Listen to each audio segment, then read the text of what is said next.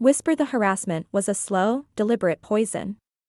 Mark's coworkers, led by a sneering man named Gary, had found the one thing he loved, his escape into the vibrant, creative world of the furry fandom, and systematically dismantled it.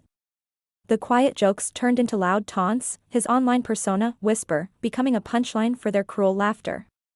The constant barrage of a furball and a whisker man was a dull ache he had learned to live with. But this morning, the ache became a sharp, tearing pain. He arrived at his cubicle to find it a shrine to their cruelty, a crude cat mask taped to his monitor, cheap Halloween paws glued to his keyboard, and a single, dead mouse left on his chair. The laughter that erupted behind him was a physical blow. He didn't turn around. He just stared at the dead mouse, its small, lifeless eyes reflecting the empty heart of his humiliation.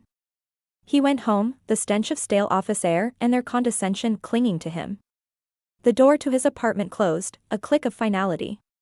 He walked to the back of his closet and pulled out the fursuit head of Whisper, its emerald eyes glinting in the dim light.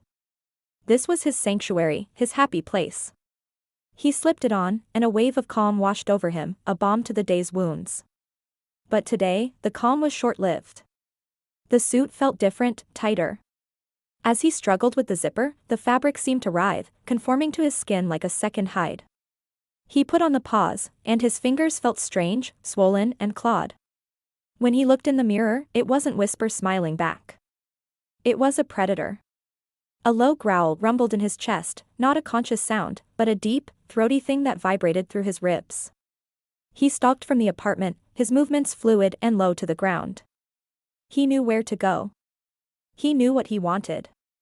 Gary was alone in the office, working late. He saw a flash of emerald green eyes in the hallway camera feed and laughed, assuming it was another prank. The lights flickered, and then went dark. The laughter stopped. All that was heard was the tearing of fabric and a series of wet, snapping sounds before a bone-chilling silence.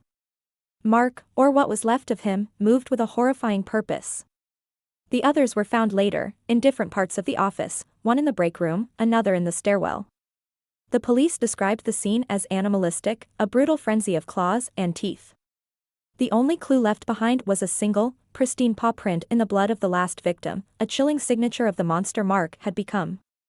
He hadn't been able to take off the suit. The fur had fused with his skin, the teeth in the mask were his own, and the emerald eyes were a window into the thing he had become. He was no longer Mark, the quiet man who loved to cosplay.